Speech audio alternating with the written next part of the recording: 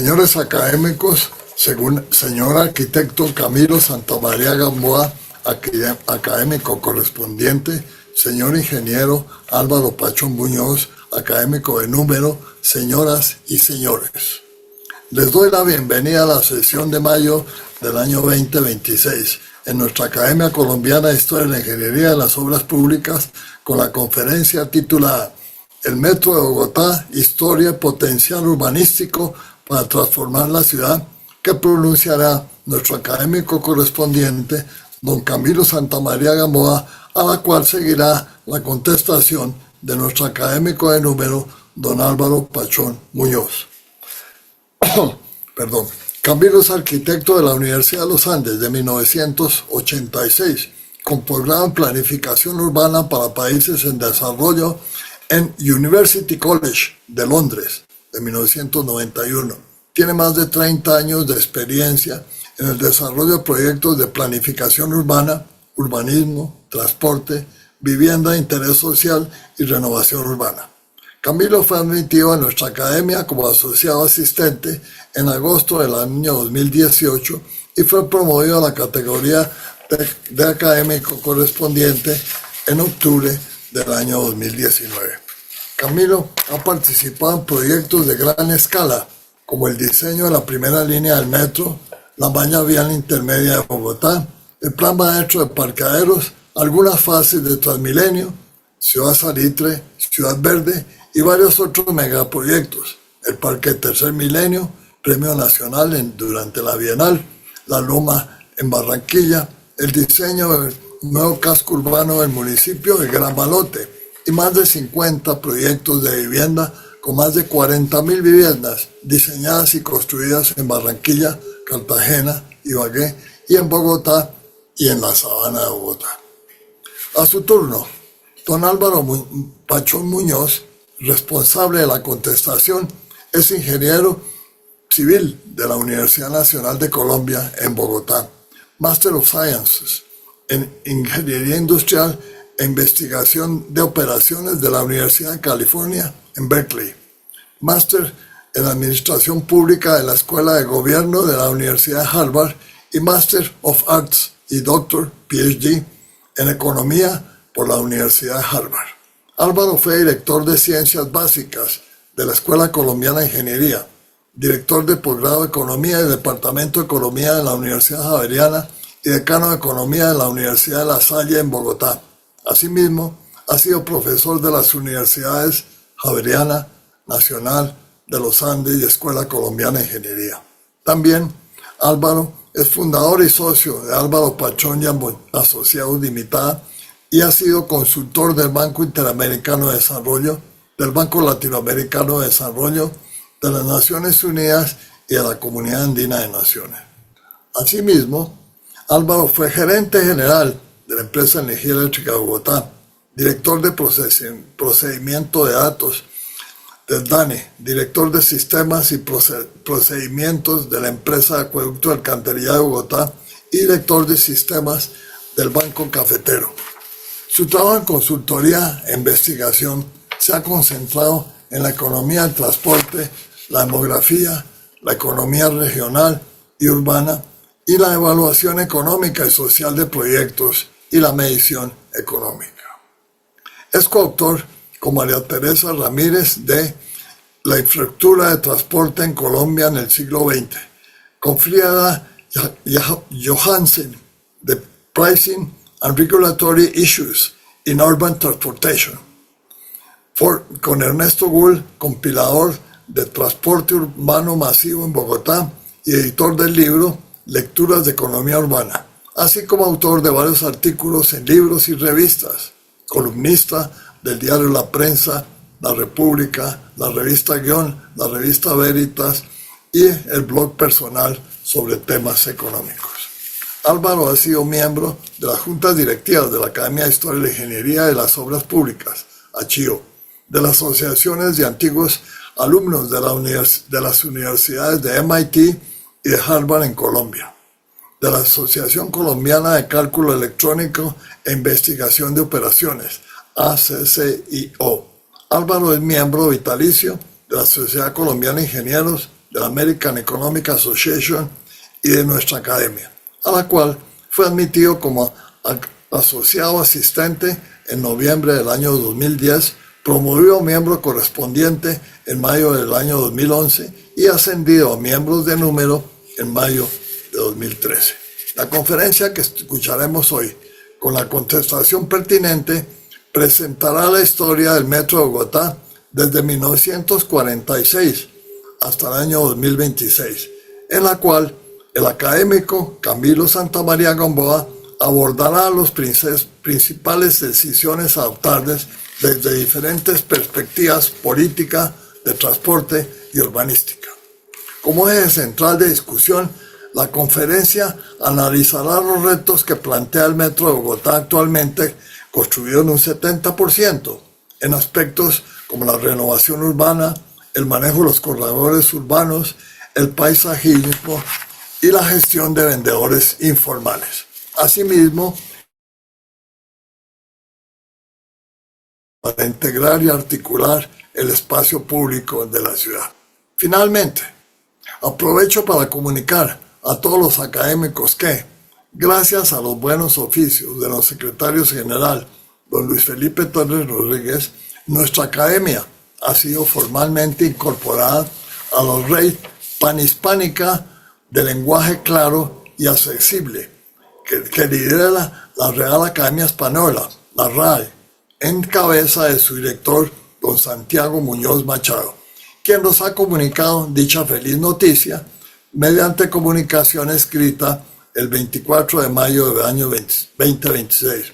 Aceptación honrosa que hemos ratificado y que, bien sabemos, será una gran oportunidad para construir al estudio, desarrollo y difusión de la lengua española en el mundo y en el mundo hispánico. Camilo, adelante, bienvenido nuevamente con su conferencia.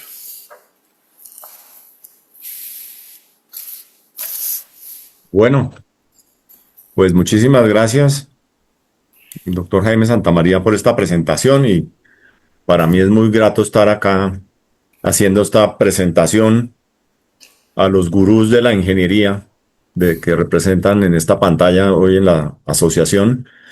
Y muy interesante también que el doctor Álvaro Pachón, pues para mí es todo un honor que nos hagan los comentarios, igual que todos ustedes. Entonces voy a compartir la pantalla y voy a empezar con la presentación. Empecemos. Entonces, la conferencia sobre la historia del potencial urbanístico para transformar la ciudad. Lo que queremos mostrar acá es que el metro no solamente es un sistema de transporte masivo que estructura una ciudad, sino que a partir de ese punto los usos del suelo alrededor de la línea se vuelven muy importantes en el modelo de la ciudad y también permiten hacer renovación urbana en ciertos sectores. Miremos los metros en el mundo. Aquí hay una cronología completa que se arranca pues en 1860 con el Metro de Londres, en 1863, tiene casi 150 años. Después el Metro de Nueva York en 1867, ahí están las longitudes de los metros también. Y después aparece aquí el Metro de París en 1900. Entonces, un poco también el mensaje es que finalmente después de 80 años arrancamos con el Metro de la ciudad de Bogotá y, y ya es un proceso para continuarlo. Quería mostrarles unos metros cómo son sus trazados y son decisiones que se toman para siempre en una ciudad. Londres la tomó en 1863 con una línea muy cortico, ¿no? Eh, y, y con esa línea subterránea, que no era profunda, pero sí era subterránea, ya para 1880, fíjense que tenía ya una red importante de metros. Ya casi se estaba construyendo la línea circular.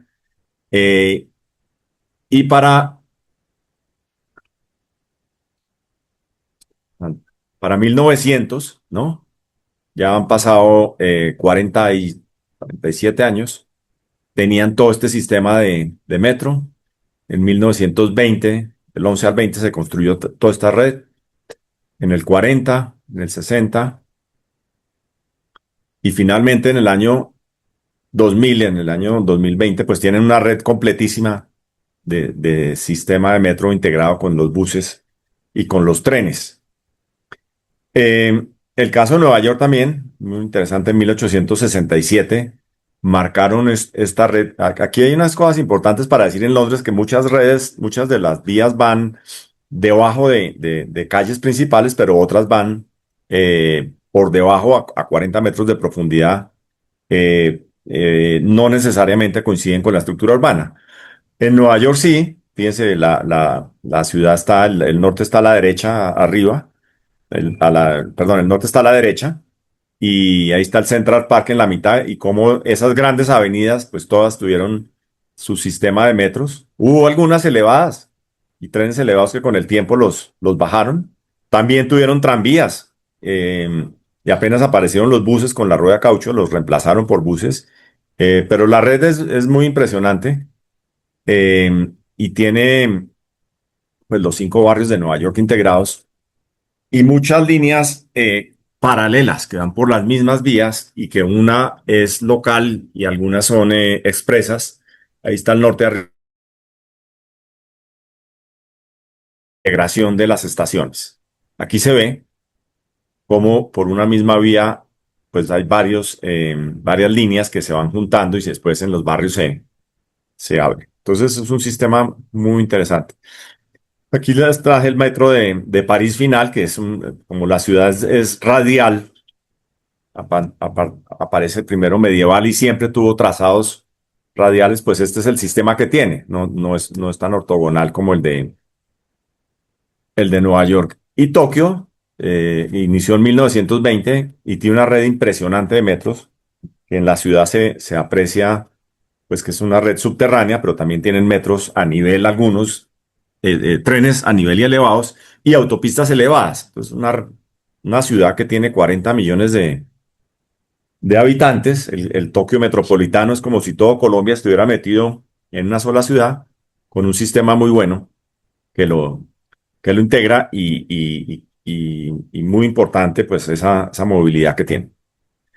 Y vamos a hablar entonces ahora un poco del Metro Bogotá, que este año de 1942 es interesante porque ahí está, eh, llega Carlos Sanz de Santa María, y pues ya tenía unos antecedentes. Bogotá tuvo un sistema de tranvías de mulas por la carrera séptima, que después se reemplazaron por los tranvías eléctricos, y un sistema de transporte pues muy bueno que llegaba hasta el centro de la ciudad, que alimentó muy bien el centro con Chapinero y algo al sur y al occidente, ¿no?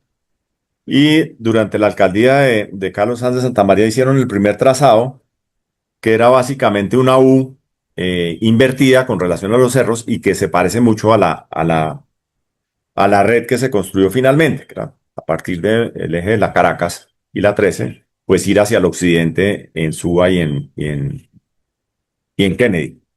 Eh, Aquí hay unos planes que ustedes conocen, pues este es el trazado Brunner de 1936 de Bogotá, que fue muy, muy importante porque eh, desplazaron el ferrocarril del norte, que estaba en la Caracas, y se empezó con la construcción de la Caracas en ese momento, y la carrera 13 también tenía tranvías. Este es para mostrar que la Sociedad Colombiana de Arquitectos en el año 45 propuso una red circular que le diera la vuelta a Bogotá y que pudieran llegar estaciones de trenes desde el norte y desde el occidente, eh, y alimentar a la ciudad. Y después la malla vial, que aquí hay que decir que la malla vial de Bogotá es muy buena, muy bien trazada, muy importante, inspirada en Le Corbusier, que vino a Bogotá en el año 48, y que fue uno de los legados que le dejó a la ciudad, y que después muy hábilmente Jorge Gaitán Cortés, durante sus alcaldías y sus periodos de consejo, que estuvo casi 13 años entre alcalde y concejal, pues dejan esta malla vial de Bogotá, que es muy importante, que son vías cada kilómetro, estructuradas en la malla vial principal y secundaria, con vías desde 100 metros hasta 30. Este es el plano de Le Corbusier del año 51, y aquí entonces tenemos un poco qué hicieron cada uno de los alcaldes en relación con el metro. Aquí tenemos durante el gobierno de Carlos Lleras a la izquierda, cuando Virgilio Barco era el alcalde, hicieron un trazado de esa línea. Ustedes ven los cerros arriba y el norte a la izquierda. Entre otras cosas, la mayoría de los mapas los vamos a ver así, con el norte a la izquierda. Entonces se hizo esa propuesta con estudios del profesor Kerry, que están trazando las alternativas de desarrollo urbano de Bogotá, y coincidió con una propuesta de Freeman, Fox and Wilbur y Restrepo y Uribe. Hizo un estudio que es el que se ve en la pantalla. Posteriormente, durante la alcaldía de Carlos Albán y Aníbal Fernández, hicieron un estudio de una ruta oriente-occidente, más o menos por la avenida El Dorado. En el 75, pues Alfonso López, durante el gobierno de Alfonso López, con Alfonso Palacio Rudas de alcalde, con Luis Prieto y Bernardo Gaitán Maecha, trazaron esos estudios, que no tuvieron un final feliz. Durante el gobierno de Julio César Turbay, el alcalde fue Fernando Durán Duzán, que ahora vamos a ver ese estudio, que fue un estudio muy completo, muy bien trazado y que tiene mucha relación con lo que se construyó actualmente en relación con el trazado de esa primera línea, que era unir Kennedy con la Caracas y después bajar hacia Suba. Lo vamos a ver ahora más adelante, en detalle. Entonces, posteriormente, durante el gobierno de César Gaviria, con Juan Martín Caicedo y Sonia Durán y Jaime Castro, hicieron ese trazado que está ahí, eh, con, ahí están las evaluaciones del metro que ha hecho Barco y ahí están los que participaron. No entrar en mucho detalle de esto para dedicarnos más a la primera línea que se está construyendo y a la segunda que está en licitación.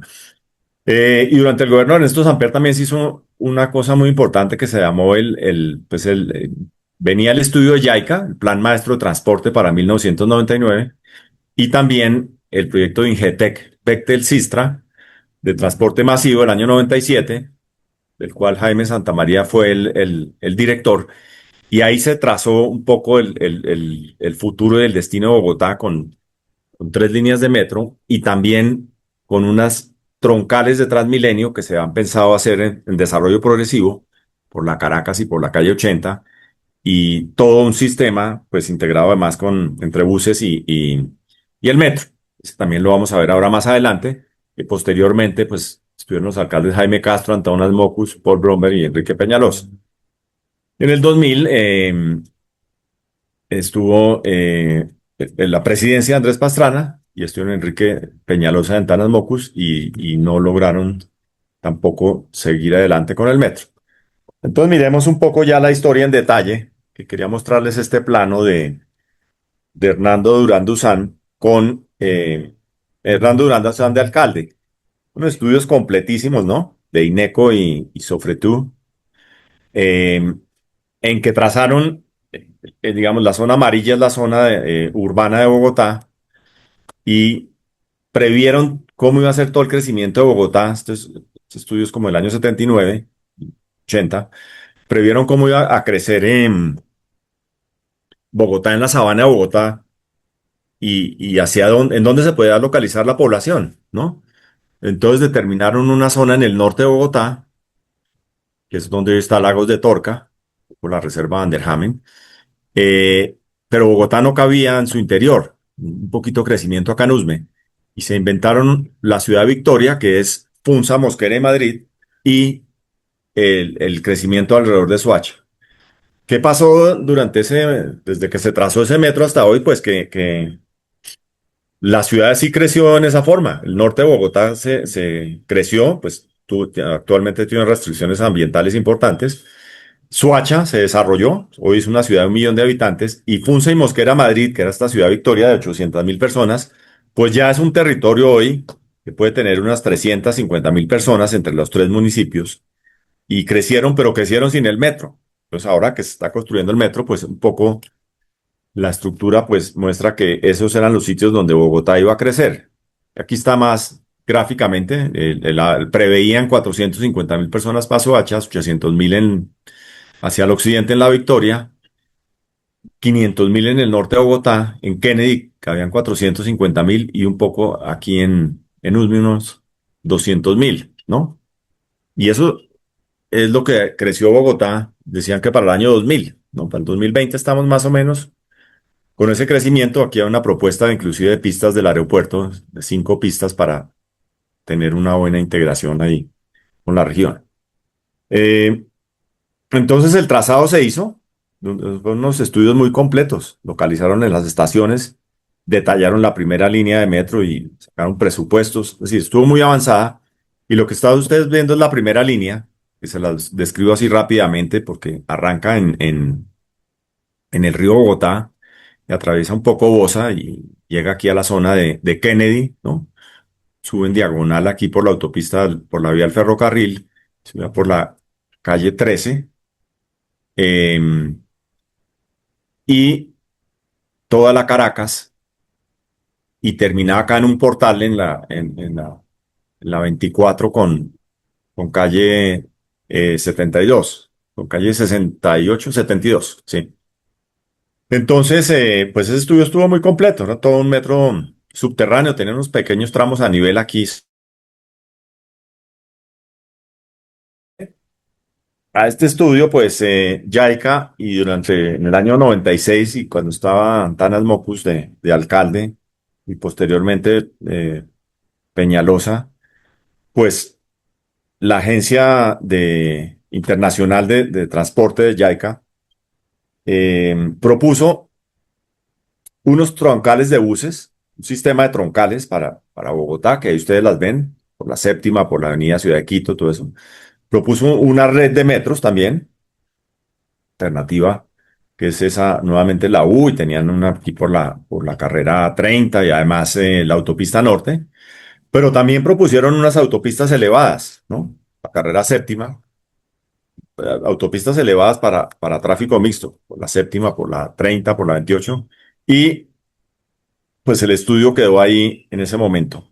Y vino el estudio que hablamos, que es el Sistema Integrado de Transporte Masivo, que se hizo durante el gobierno de Ernesto Samper y iniciando la alcaldía de Peñalosa, que se inició en el año 98 y estuvo hasta el 2001. Ese estudio, que lo hizo Ingetec con Bechtel y Sistra, pues tenía la primera línea muy parecida a la que se construyó hoy, entre otras cosas, pues en los diseños actuales eh, pues del año 2017, 2018, pues volvió a participar en Sistra y volvió a participar Ingetec. Eh, entonces se hizo el trazado, eh, y fíjense que viene de Kennedy y viene equipo, nuevamente por la autopista, por la avenida del Ferrocarril del Sur y sube aquí por la calle 13 y lo hacían hasta la Caracas. El resto eran eh, líneas de troncales para ir haciendo en simultáneo metro y Transmilenio. La segunda fase, pues entonces completaba la U y bajaba por la calle 68 con unos portales a- a- al occidente en Engativá y otro aquí como en Bosa al sur. Y ahí se ve cómo entraban las siguientes líneas. Entonces la línea 2 era otra U, también invertida con respecto a los cerros, que es esta. Y la tercera línea era la de la carrera 30. Desafortunadamente no se llevó a cabo este proyecto, se quedó aplazado, pero como era un sistema integrado de transporte, pues dejó un poco las bases también de las troncales y se preocupó mucho por el tema regional. Hicieron un trazado, pues con los trenes de cercanías también llegando desde Facatativá, cómo integrarlos al centro de Bogotá, Facatativá, Madrid, Funza y Mosquera, y lo mismo el tren de cercanías que está en proceso ahora, que viene desde Zipaquirá, Cajicá y Chía. Inclusive una línea aquí por el ferrocarril del sur a Soacha y a Cibaté. Bueno, la explicación más importante de por qué el metro es tan importante, por qué está bien trazado y qué es lo que hace es que en el origen-destino, el mapa de población que estamos viendo, entre más oscuro sea, más personas viven por hectárea. Entonces ahí está el oscuro, más de 400 habitantes por hectárea, que son las zonas muy oscuras. Y lo que ustedes ven pues es que es la zona aquí digamos, el 20 de julio, toda la zona de Kennedy, la zona de Bosa, ¿no? Un poco la Piedemonte acá, toda esta parte de Ciudad Bolívar. Y lo mismo, aquí está claramente partido en Engativá y en Suba. Ahí es donde vive la mayoría de la gente desde, desde ese estudio del año 97. Y uno que se imagina que vive mucha gente en el centro de Bogotá y en el norte, pues no es tanto. Ahí lo que pasa es que ahí están los empleos y las universidades que corresponden al siguiente mapa. Entonces, este mapa complementado con este, uno ve los empleos. La mayoría de los empleos en ese momento, en el año 97, estaban entre la Caracas, la Séptima, la calle 80 y la calle 13. Ahí se ve la mayor concentración, más de 50.000 empleos por kilómetro cuadrado hasta acá, ¿no? Y otra zona acá, que es en ya la zona de planeación distrital, la calle Las Américas con 26 y la zona de Puente Aranda, que es todo esto. Entonces, la gente va al empleo en metro y el origen, ¿dónde vive es este? Ahí está el origen y los destinos. Por eso esa línea que se trazó, eh, esa primera línea que estamos viendo en la pantalla, pues lo que está haciendo es eso, está uniendo todo el empleo arriba con las zonas de vivienda. Y eso nunca tuvo discusión, hubo pues muchas teorías sobre si era elevado, si era subterráneo y lo variaban un poco de la carrera séptima a la 13 y a la Caracas. Aquí está la malla vial de Bogotá que, como les comentaba, eh, le falta completarse mucho en el sur de Bogotá, en el centro y en el norte es muy buena. Y es un sistema muy bueno, que nosotros tenemos que acabarlo. Hay una teoría que no hagamos más vías porque se van a congestionar, pero yo creo que Bogotá tiene que completar toda su estructura vial para tener una buena movilidad y resolver pues muchos de estos para troncales de Transmilenio en la superficie y también para el tráfico mixto. Y los estratos de Bogotá. Este es un plano también interesante para estudiar Bogotá. Bogotá es una ciudad muy segregada, aunque los planes de ordenamiento han tratado de mezclarlas. Las zonas que les mostré que eran densísimas de vivienda son básicamente el estrato 3 de Bogotá, que corresponde aquí a esta zona de Kennedy y el 20 de julio y eh, todos estos barrios, el Rafael Uribe Uribe. Y acá está nuevamente Engativá y Suba. Ahí viven los estratos medios que son los azules.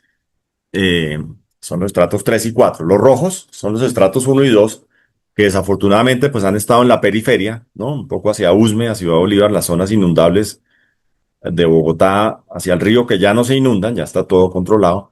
Y el estrato 5 y 6 muy concentrado en la zona de Chapinero, desde la 39 hasta la 140 y la autopista y llegando acá a esta parte de Suba. Entonces es una ciudad muy, un modelo muy particular de de los estratos socioeconómicos que se han venido mezclando, pero sí siguen manteniendo para cobros de servicios públicos y para un poco para el tipo de desarrollos que se hacen.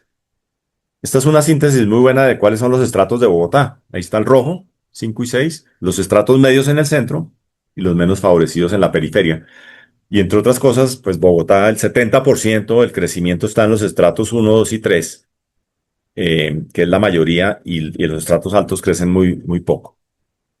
Entonces, cuando se hizo ese estudio, posterior al estudio del año 97, se empezó a mirar cómo era el tema de Transmilenio, porque cuando llega Peñalosa a la alcaldía, recibe ya unos estudios de troncales en la calle 80 y un poco en la Caracas, y hacen unos concursos, entre otras cosas, de diseño en la Sociedad Colombiana de Arquitectos, de cómo debía ser el trazado de las estaciones, a qué nivel deben estar las estaciones y un poco con la asesoría de ingenieros de Sao Paulo y de Curitiba. Y tomando modelos de allá, pues se inventó el sistema Transmilenio y se empezó a construir la calle 80 y la Caracas como la fase uno y después posteriormente se construyó la calle 13 con las Américas y la carrera 30 y ahí arrancó. Y se descuidó un poco el tema del Metro Bogotá desde ese año 97 hasta el 2017. Pasaron 17 años como en que no se volvió a avanzar.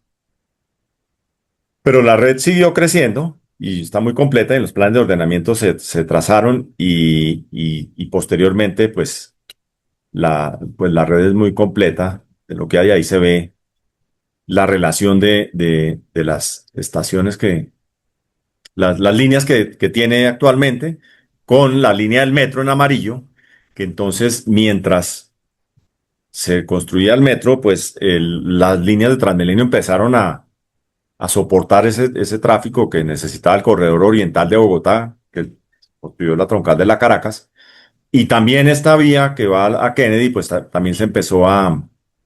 No, esto un momentico por aquí, molestando.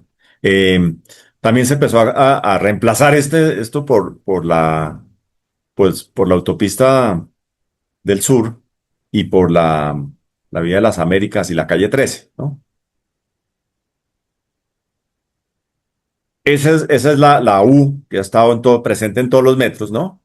Y que es lo que actualmente pues se está construyendo y que con todo el sistema de Transmilenio que venía desde ese año 2007, desde antes, desde el 97, 1997, pues se empezó. eh, Durante el gobierno de Samuel Moreno, trató de promover esta línea y después el alcalde de Petro, pues hicieron los estudios de ese corredor y avanzaron, pero mientras tanto seguía el Transmilenio también creciendo y no se construyó. Un momento, aquí me salí. Bueno, entonces miremos la línea del metro actual, que es un esfuerzo de la administración Peñalosa del año 2017, posteriormente Claudia López y Galán, todos continúan con el metro. Y esta es la línea en el metro, en el territorio de Bogotá, con todas las estaciones, y se partió pues en que esto era la primera línea y posteriormente se trazó la segunda línea con unas variaciones, pero este era siempre el corredor que se estuvo mirando.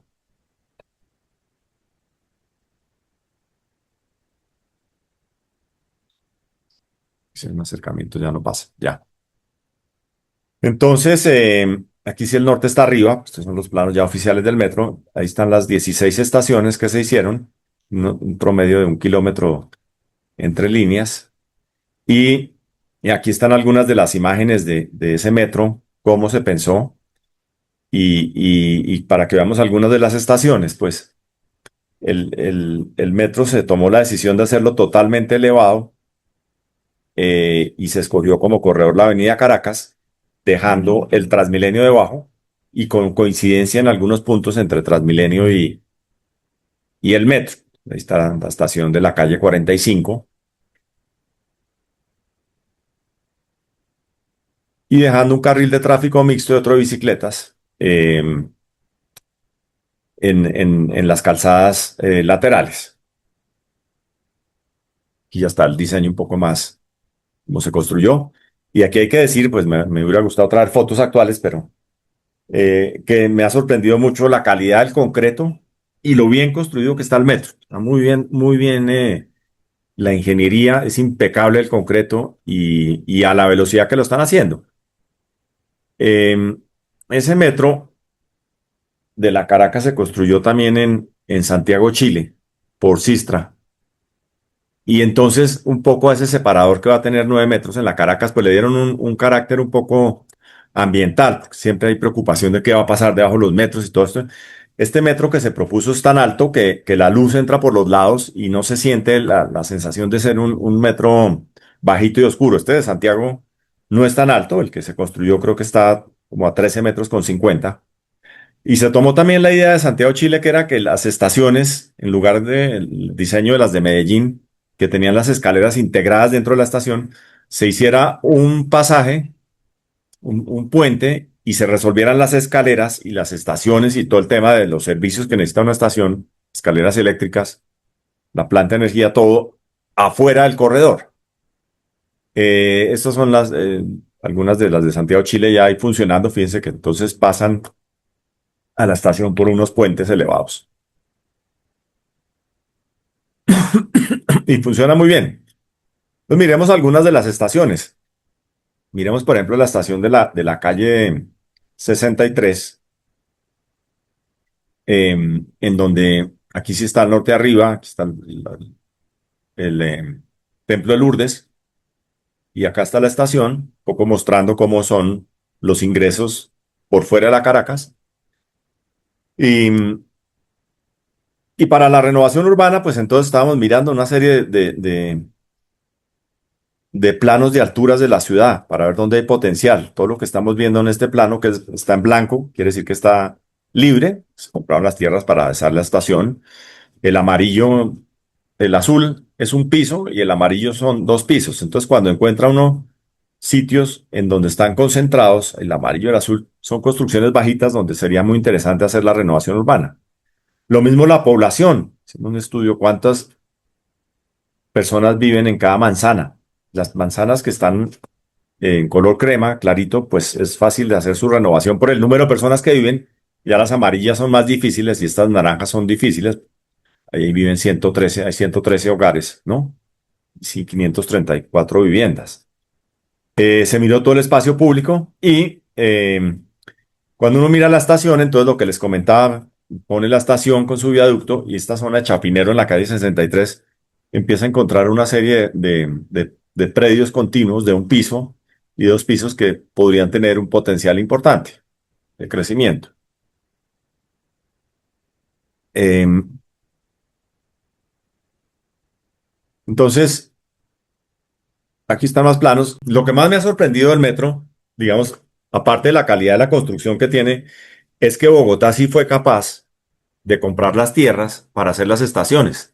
Aquí estamos en la calle 63 con Avenida Caracas. Está el Transmilenio como está actualmente. Y en un periodo de 2 o 3 años, la ciudad fue capaz de comprar manzanas enteras. Estos eran todas casitas, edificios de 5 pisos. Y ahí es donde se va a apoyar la estación, los accesos a la estación. Entonces, son edificios, ahí hay parte de comercio y hay algunos equipamientos que va a hacer la ciudad. Pero es para decir que la renovación urbana sí se puede y antes se pudo. A nosotros, cada vez que hablamos de renovación urbana, nos gusta hablar de historia y mirar cómo la carrera décima de Bogotá se pudo construir. Una calle que era de 7 metros se convirtió de 40 metros y muy pronto todos los bordes de los edificios se convirtieron en edificios importantes de 12 y de 14 pisos y se integraron hasta 15 y 20 lotes para lograr generar un lote, por ejemplo, para el Banco de Bogotá ya en la carrera décima con 13.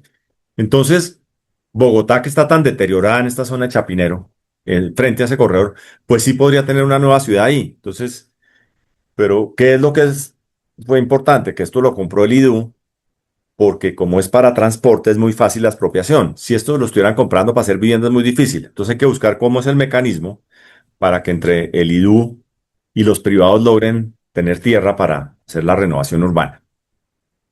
Bueno, estos son algunos sketches que miramos a ver para la altura del metro. Yo me voy a quedar. Y pues se aprovecharon cada una de esas avenidas para poner ahí el metro elevado. Ahí está en la 1 de Mayo cómo quedó la sección. En la Caracas, pues también, y ahí se ve la altura del viaducto, ¿no? Para que la luz alcance a entrar. Este es un corte ya más detallado ahí en la calle 26. En fin, eh, entonces si miramos otra estación, por ejemplo esta del centro de Bogotá, que está muy cerca al Parque de Tercer Milenio y a la Plaza de Mártires, pues tiene un potencial, pues bien importante para recuperar el centro de Bogotá, dado los volúmenes de población que van a tener y lo importante que es esta estación. Y aquí está también la de la calle 72, que lo que ustedes ven ahí en ese recuadro es la tierra que el metro compró y va a utilizar para hacer la estación. Ahí está la estación localizada y cómo se generan edificios alrededor, cómo se hacen las plazas. En fin, voy a mostrarles la línea 2 del metro, que, ¿qué es lo que pasó? apenas se licitó, se empezó a construir esta línea, vino la alcaldía de Claudia López y ella propuso pues empatar esa línea 2 en la calle 72. La calle 72 viene aquí elevado y aquí se vuelve una línea subterránea totalmente, que baja por la calle 72, toma la ciudad de Cali, pasa en diagonal acá por debajo de las canchas del Club Los Lagartos y posterior sigue a un tramo del Aló y termina en el Portal. Un momento, es que está como desordenado. Entonces, esa es la línea 2, ¿no? Que recorre todo el corredor, toma aquí la ciudad de Cali y este pedazo de Aló.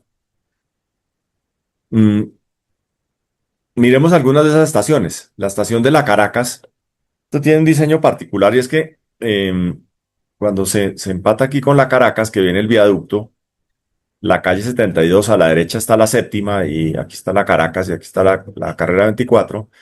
La estación está en esa esquina y hay un sistema pues que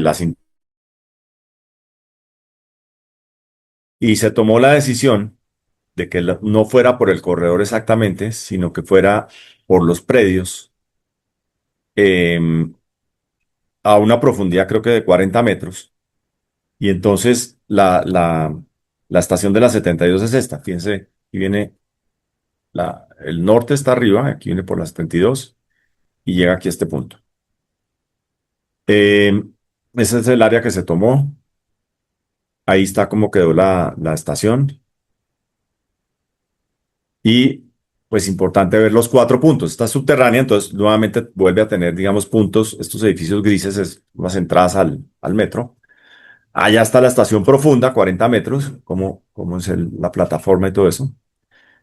Y les puedo mostrar pues otras estaciones. La siguiente, que es la de la Norte Quito Sur con 72. Fíjense cómo llega a este punto. Eh, y, y no se hizo por el corredor. Una decisión que tomaron los ingenieros de hacerlo en ese punto. Parece que entre otras cosas para sacarle el cuerpo en parte a las redes de servicios públicos y matrices y porque los puentes vehiculares construidos aquí en la 72 con 30 pues pasar por debajo era complejo, entonces pues le fueron sacando el cuerpo a todas esas partes. Ahí se ve una estación de esas que es bastante profunda, todo lo que hay que bajar para llegar a donde están los trenes. Está la superficie del nivel cero. Y hay otra estación, la de la 72 con 68.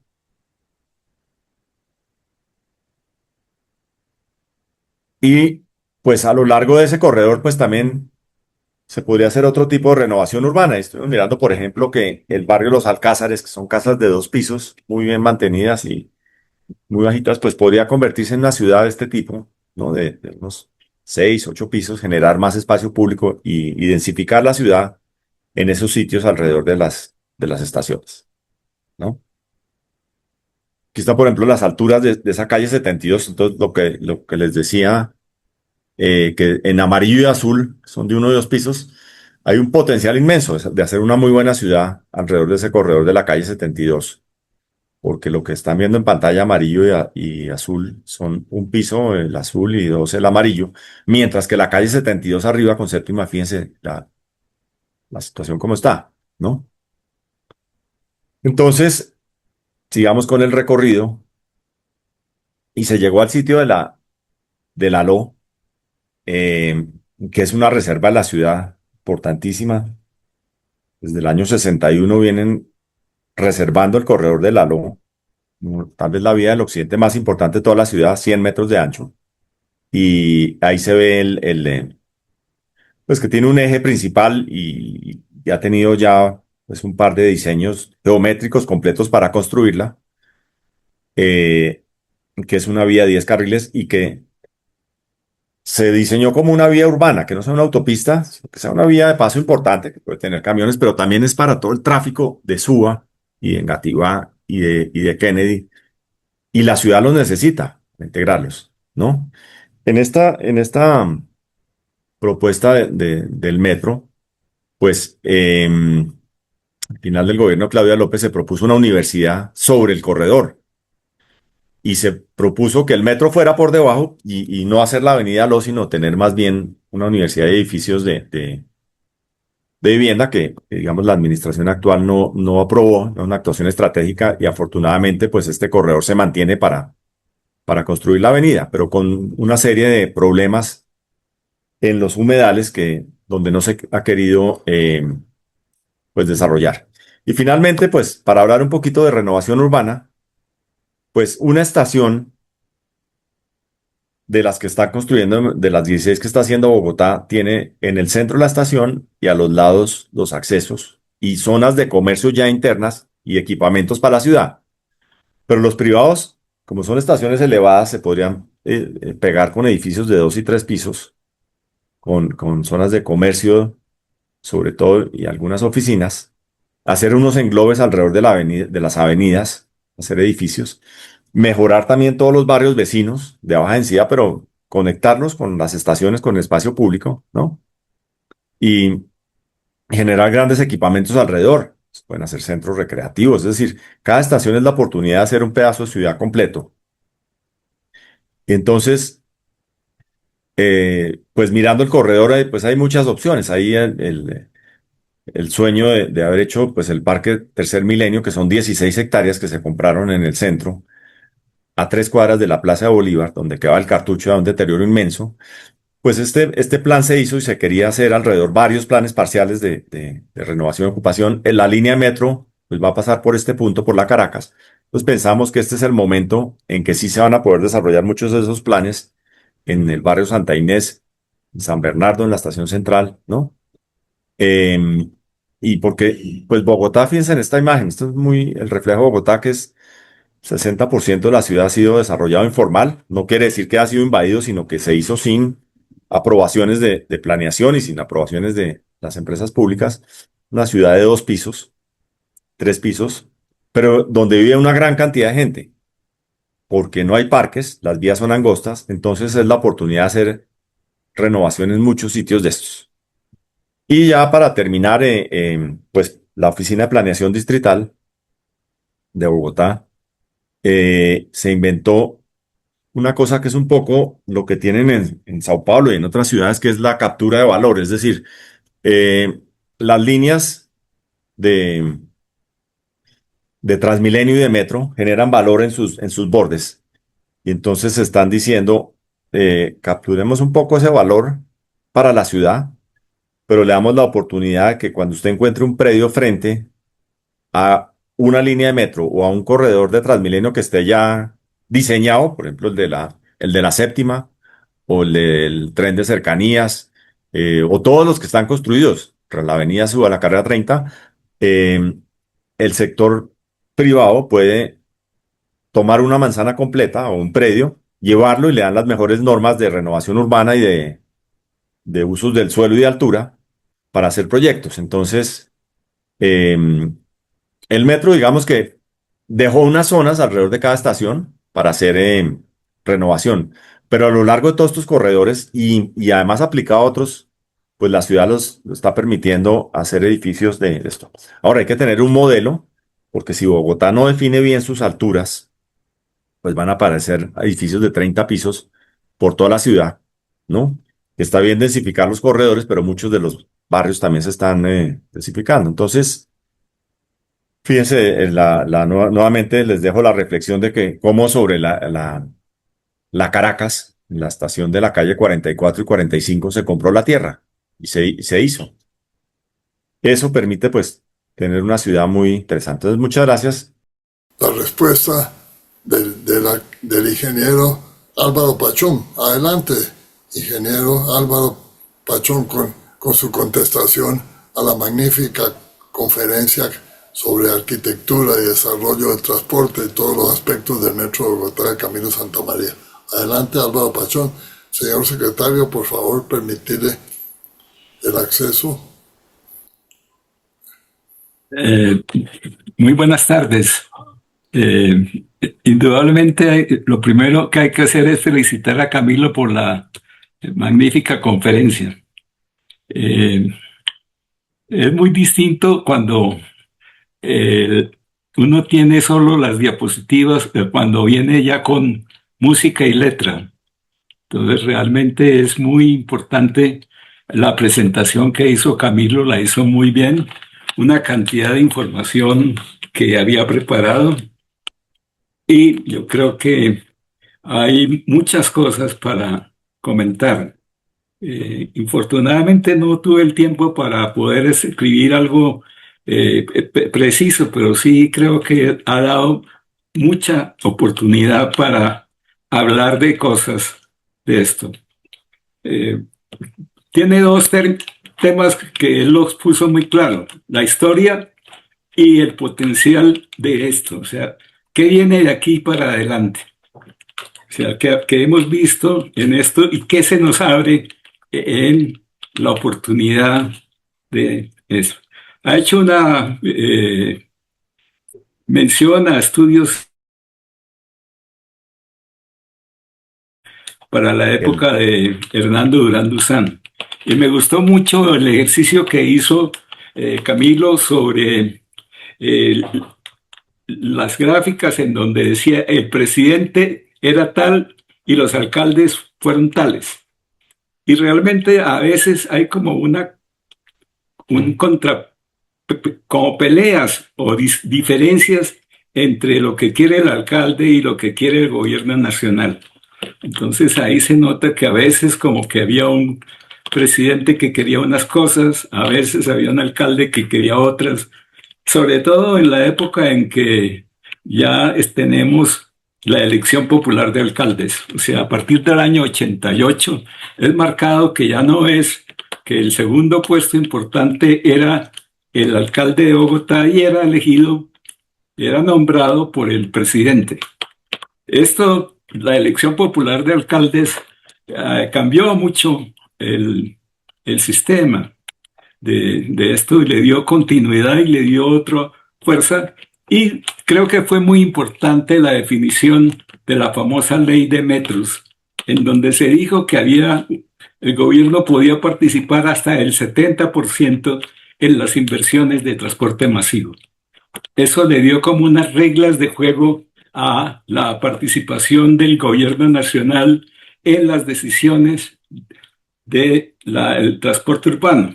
Y realmente uno podría decir que el mayor accionista de las inversiones en transporte urbano pues es el gobierno central y debería tener cierta capacidad de decidir o de influir en el manejo del transporte en las ciudades importantes de Colombia, porque está aportando una parte importante de los gastos de la inversión. Entonces hay una tensión grave entre el presidente y el alcalde de las ciudades principales, y más cuando hay una diferencia política en donde un gobierno de izquierda está en una parte y un gobierno de derecha está en el otro. Entonces hay unas tensiones complicadas que no se han podido resolver del todo. Pero luego fue importante la elección popular de alcaldes. Mi participación en el gobierno distrital en el año 85, 1 de agosto del año 85 hasta el 23 de agosto del año 86, fue muy especial, porque en ese año tuve 3 alcaldes. Isnardo Ardila, que cayó por algún escándalo promovido por el diario El Tiempo. Diego Pardo, que duró muy poco tiempo, cayó por un escándalo promovido por el diario El Espectador. Y después hubo un interregno relativamente pacífico por la capacidad personal de Rafael de Zuviría. Entonces, realmente es muy distinto tener en un año 3 alcaldes, 3 administraciones, 3 nombramientos para seguir uno en un año. Entonces, eso cambió mucho. Después vino la elección popular con Andrés Pastrana, que tuvo una participación interesante. Y Jaime Ruiz fue muy importante. y fue el que trajo el Banco Mundial a participar en el desarrollo del transporte urbano en Bogotá. Antes no había venido, tenía mucha participación en otros aspectos como la energía, el acueducto, pero en transporte el Banco Mundial no había participado. Ese fue año 88. Con esto se lo trató, un proceso lento de poner a funcionar esto. Una de las obras fue la troncal de la Caracas, una de esto, y realmente fue clave la participación. Eh, el metro de Ineco Sofretud fue interesante el estudio y de nuestro amigo y colega Eberto Jiménez, que fue la parte colombiana del estudio de Ineco y Sofretud y consultoría y sistemas, que era de la empresa de Eberto Jiménez, que en paz descanse. Entonces ahí hubo una cosa, y yo en esa época estuve trabajando en el Banco Mundial y se hizo un estudio urbano especial para entender cómo funcionaban las ciudades del tercer mundo. El estudio duró desde el 77 hasta el 81, 82, 80 y tantos, y fue muy importante. Y ahí estuvimos como mirando de esto. En esa época el Banco Mundial no era muy partidario de los metros, estaba muy inclinado a tratar de ver otras alternativas menos costosas que fueran más fáciles de poner a funcionar. Y tuvimos un estudio interesante. Ahí se hizo la revisión de la población por comunas, sectores cartográficos, y se hizo la estimación de la vivienda con los mapas que puso Camilo, muy importantes, porque básicamente uno quiere saber en dónde vive la gente y dónde trabaja. Y realmente ahí ha habido algo importante. Ya se comenzó a mirar en detalle la distribución espacial del empleo y de la vivienda para poder entender cómo se iba a desarrollar la ciudad.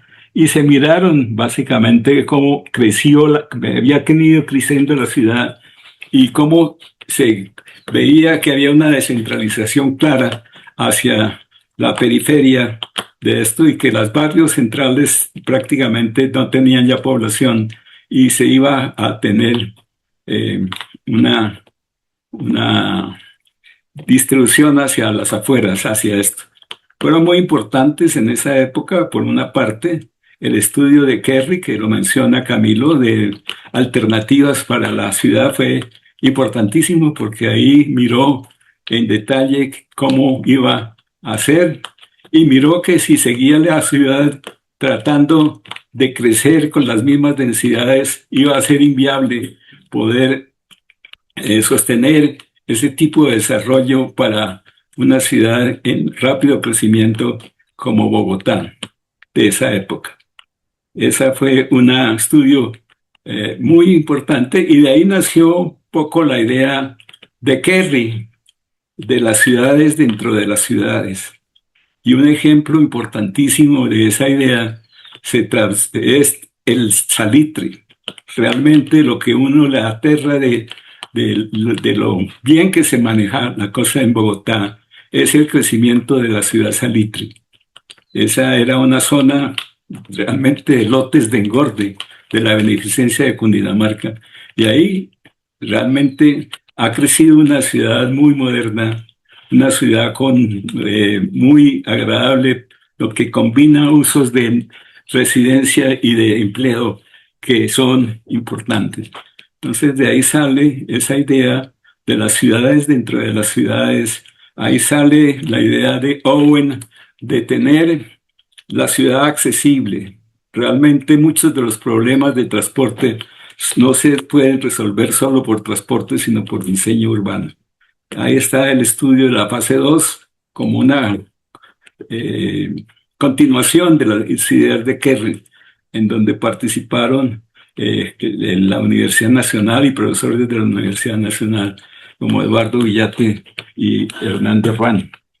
Entonces, ahí hay un trabajo muy interesante de esto y la realidad de cómo va creciendo la ciudad. De ahí ha nacido también algo que creo que es importante tener presente, y es que la ciudad que en una época crecía a 7%, Bogotá, que en 10 años había que duplicarla, hoy en día, probablemente desde hace algunos meses, algunos días, algunos años, algún año, hoy en día Bogotá como ciudad, distrito capital, no está creciendo.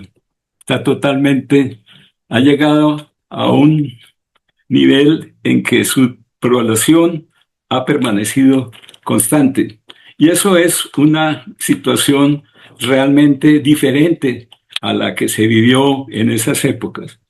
Realmente hoy lo que vemos es que hay que ese espacio transformarlo. Eso, y por eso yo creo que es bien importante lo que dijo Camilo de la potencialidad que tiene el transporte y los proyectos de metro por su facilidad de expropiación para hacer unos planes tremendamente importantes. Entonces, la historia es muy interesante, es muy clara que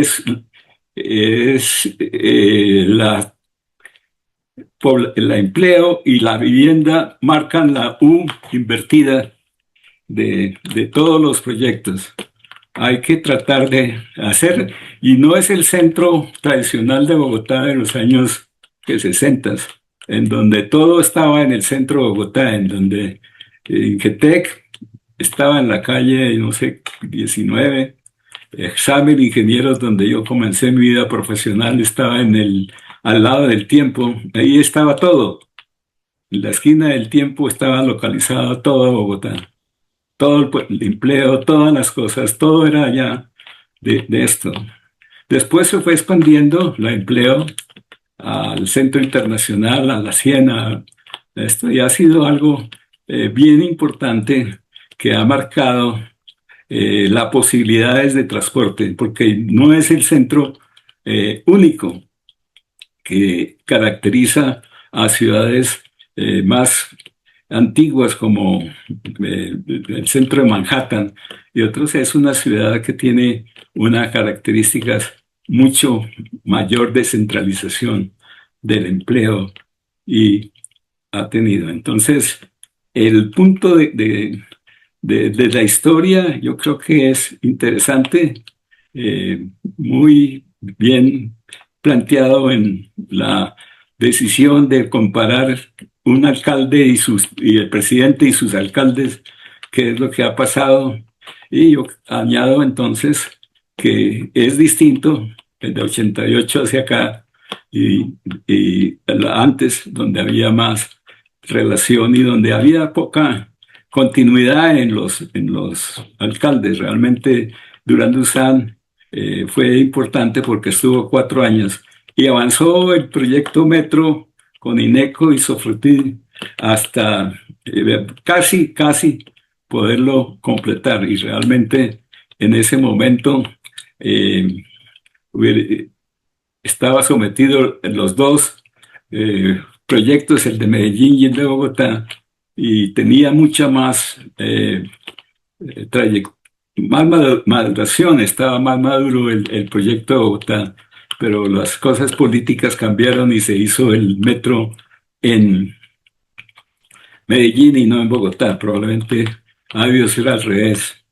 Medellín, un Transmilenio, y Bogotá, un metro. Yo creo que hubiera sido mejor para todos, pero no fue así, ya es la vida de esto. Entonces hay historias interesantes de qué es lo que ha pasado. Cada uno mira de esto, es una historia que realmente tiene unos lentes polarizados.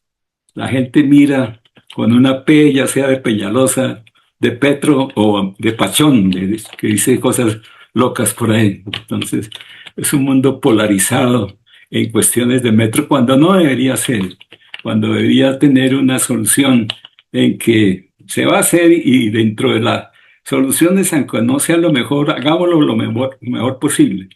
Transmilenio es un concepto interesante. Del Banco Mundial de esa época era la gran idea. Después Curitiba lo mostró en una población de 1 millón y Bogotá demostró que puede ser para 6, 7 millones de habitantes una solución interesante bajo el concepto que tuvo en esa época que se llamó el premetro.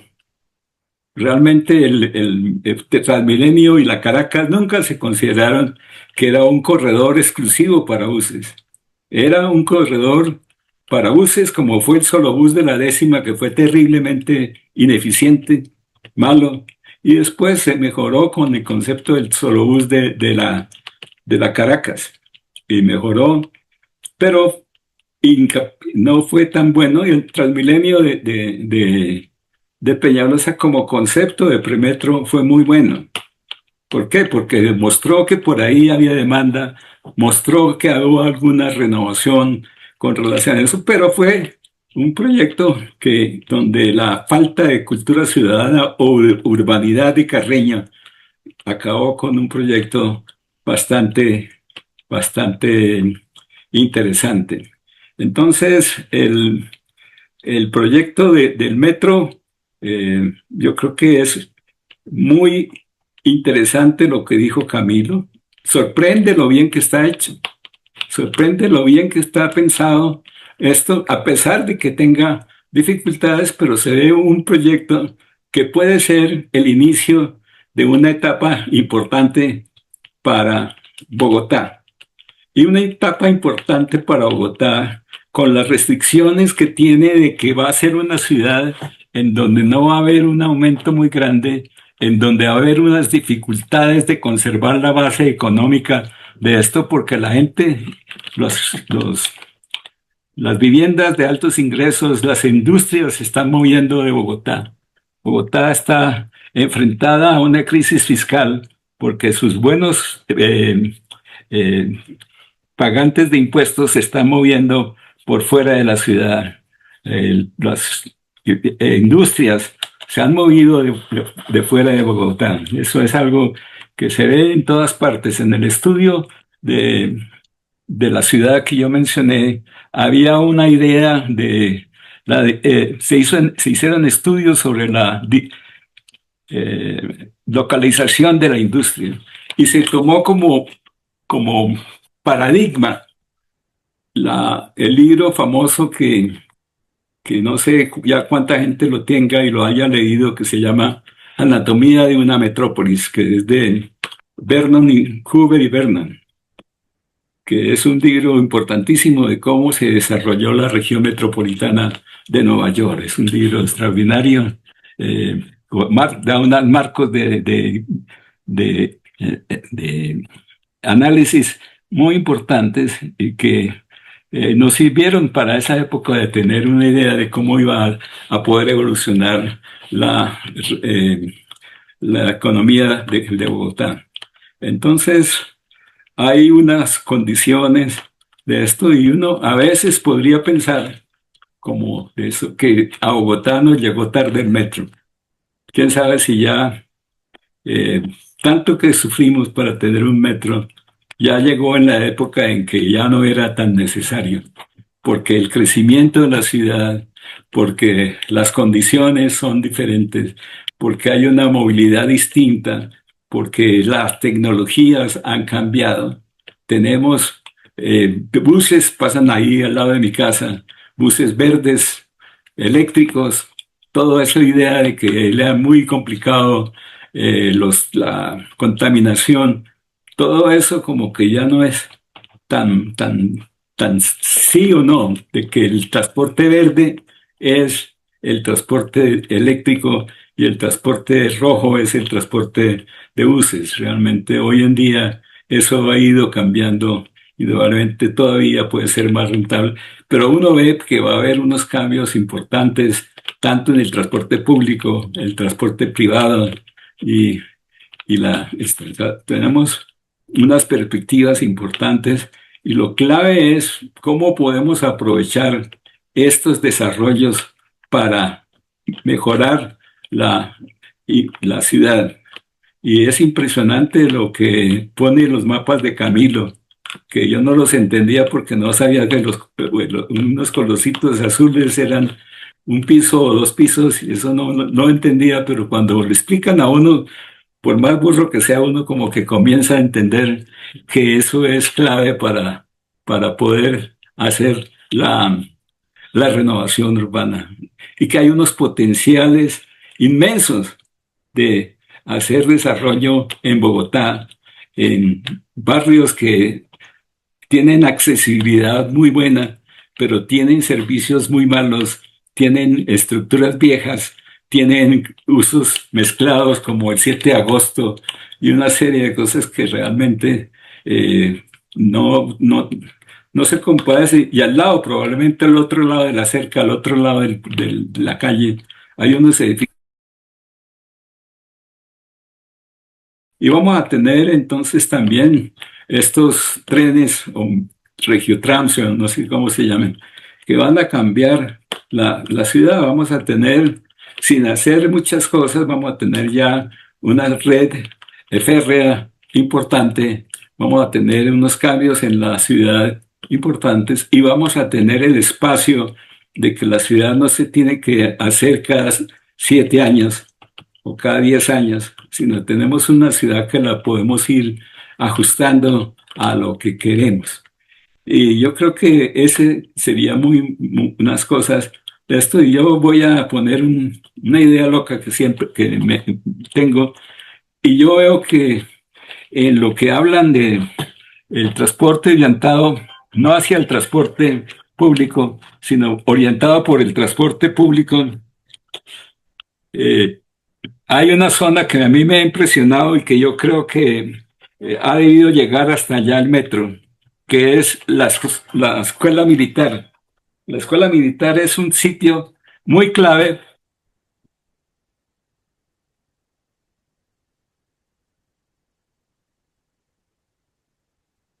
muy clave porque ahí convergen 3 estaciones de 3 troncales de Transmilenio. La de la 30, la de la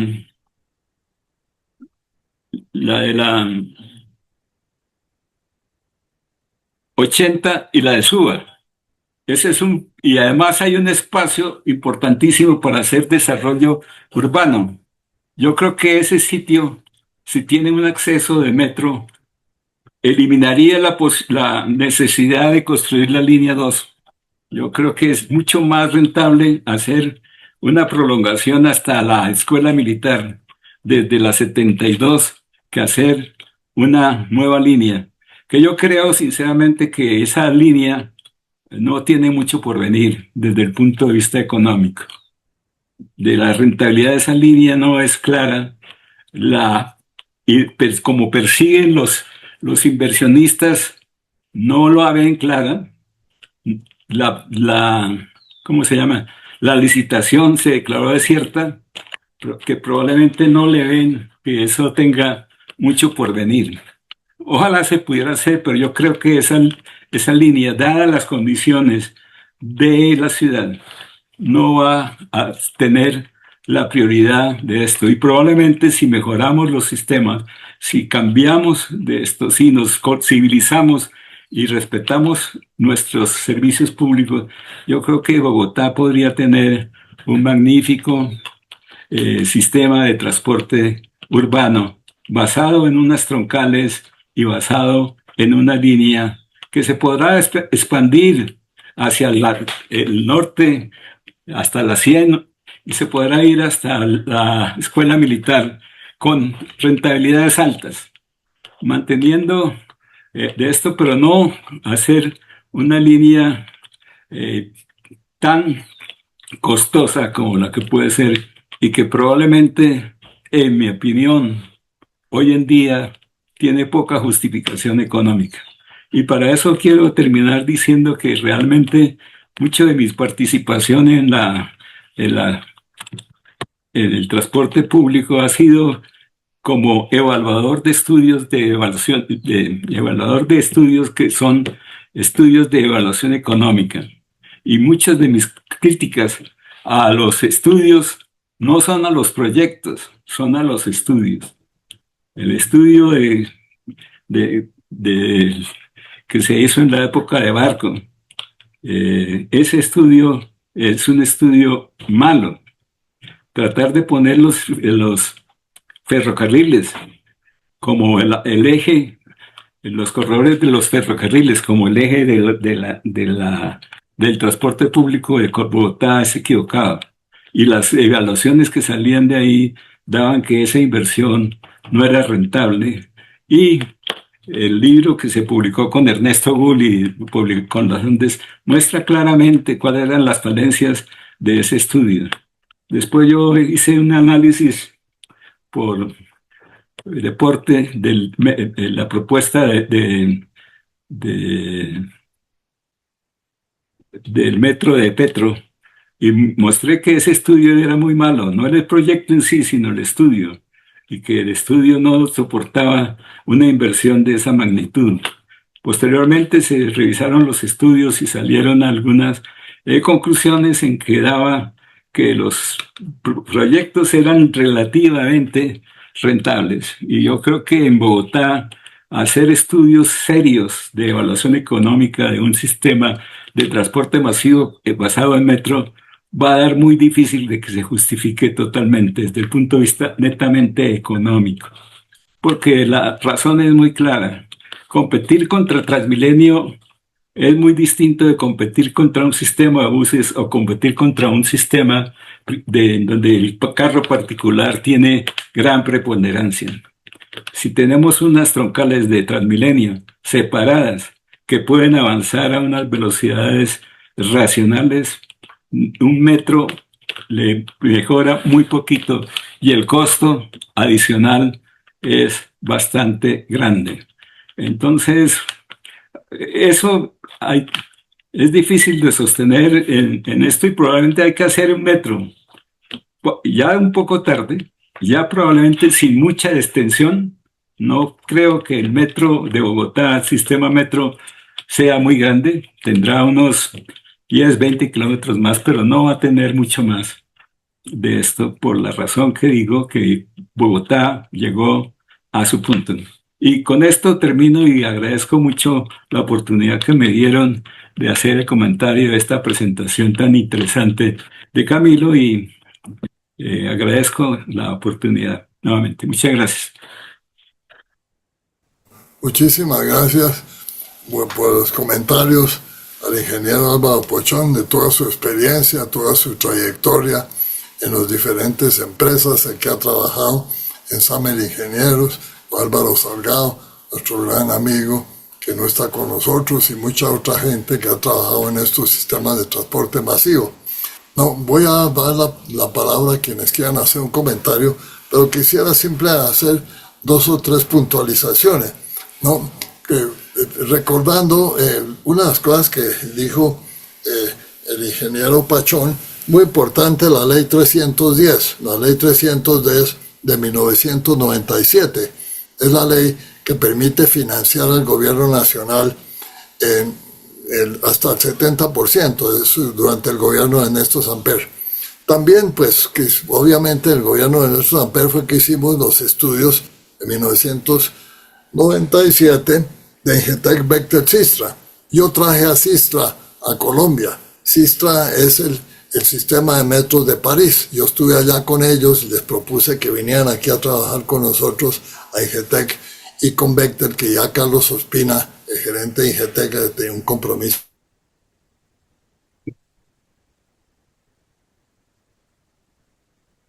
con Bechtel. Trabajamos en esto, importante, en esto trabajó también Camilo Santamaría en muchos aspectos de la parte de diseño de las estaciones, etcétera, y todo esto fue lo que se hizo. Inclusive firmamos un acuerdo con Ernesto Samper y Peñalosa, que ya estaba elegido alcalde antes de posesionarse. Subimos a Monserrate y firmamos un acuerdo de que se iba a construir el metro. Sin embargo, pues cuando ya se posesionó Enrique Peñalosa, me llamó y me dijo, mire, Santa María, necesito que me ayude. Yo creo que el metro es importante, pero tengo esta idea de formar un sistema de buses rápidos, ¿no? Que es lo que llamó Transmilenio.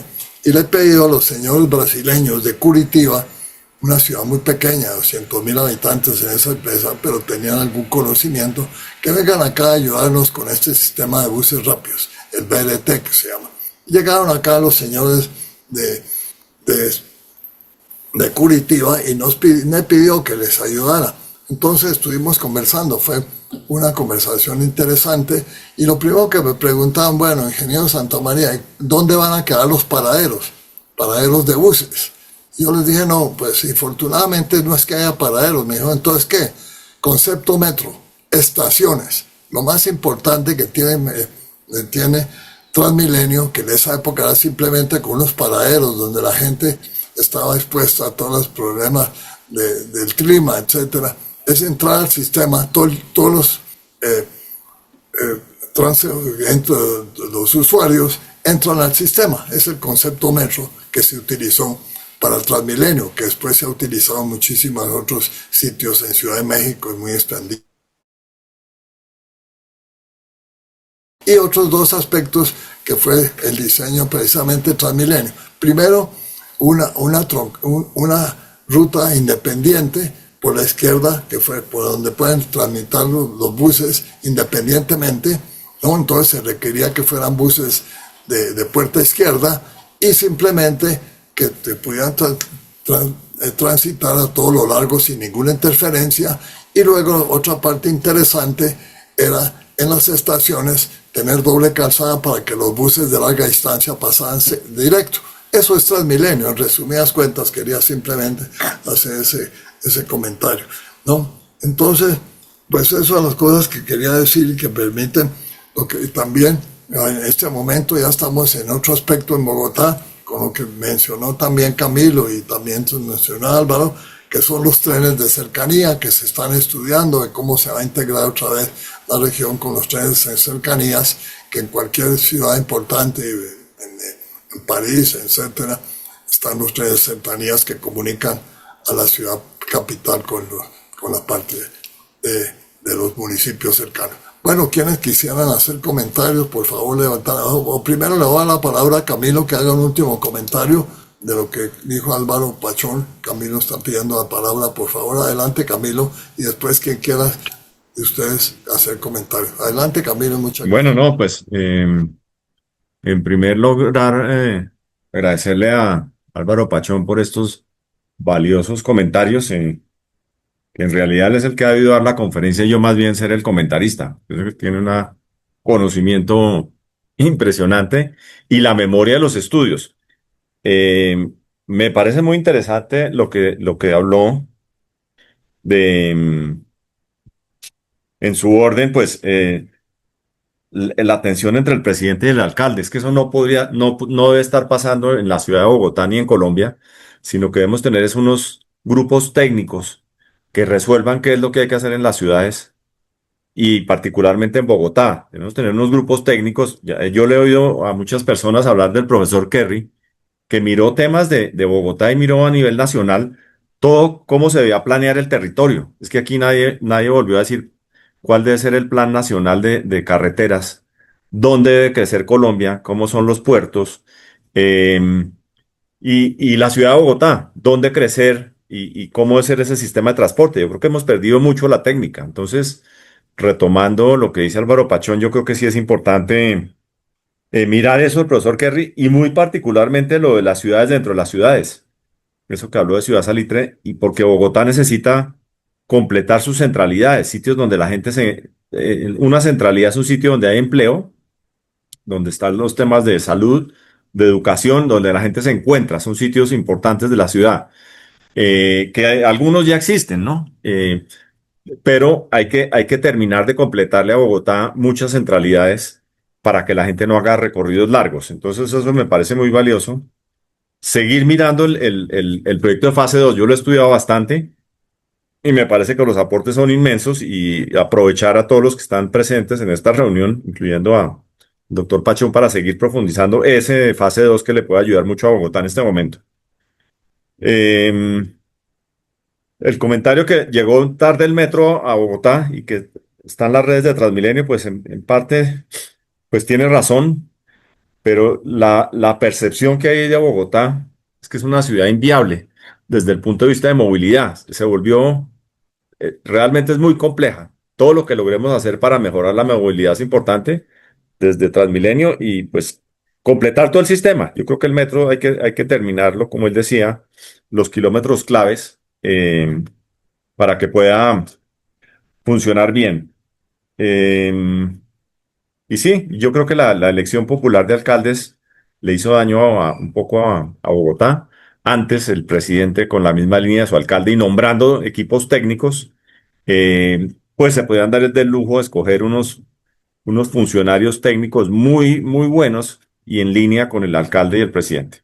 Entonces, pues muchas gracias, eso es todo lo que le tengo para contarles. El cierre de la sesión simplemente es agradecer nuevamente la muy bien documentada conferencia que nos ha presentado Camilo Santamaría, el arquitecto, quien trabajó también en la época que Ingetec Bectechistra trabajó allá en esto, y todas las perspectivas futuras que tiene el desarrollo del metro para Bogotá y en todos sus aspectos de tipo urbanístico, etc. También dar gracias nuevamente al ingeniero Álvaro Pachón por todos sus comentarios y la parte interesante es que siga participando, ojalá con los técnicos que dice Camilo que se podrían establecer en Bogotá un grupo de técnicos con la experiencia que ha tenido Álvaro Pachón en las evaluaciones económicas, etcétera, su participación en el Banco Mundial, que estoy seguro que el Banco Mundial y el Banco Interamericano seguirán ayudándonos acá a financiar. No, la CAF también, la Corporación Andina de Fomento, que ya no es ni Corporación de Andina de Fomento, pero sigue funcionando como corporación, para financiar a Bogotá hacia el futuro y su desarrollo, transporte y bienestar para la ciudad. Muchísimas gracias a todos ustedes y esperamos vernos en la próxima sesión de la Academia Colombiana de Historia de las Obras, de Ingeniería de las Obras Públicas. Muchísimas gracias, un abrazo y una tarde muy feliz.